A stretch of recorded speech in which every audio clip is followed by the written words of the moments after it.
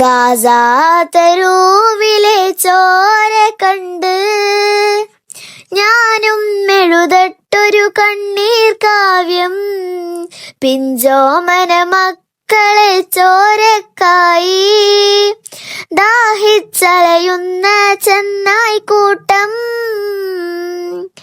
മരിച്ചത് ഞാനല്ല നീയാണ് മുസ്ലിമേ, ഫാസിസ തടവറയിൽ അടിമയ നിൽപ്പൂ നീ എന്നു തീരും ഈ കണ്ണുനീരിൻ മോചനം നേടുകില്ലേ.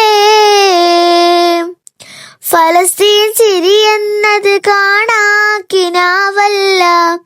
അറബിപ്പൊൻ വിളയുന്ന കാലം വരുന്നുണ്ട്, തക്കുവ കൊണ്ട് നേടിടുവേ ഫാസിസം കരയുമെന്ന്.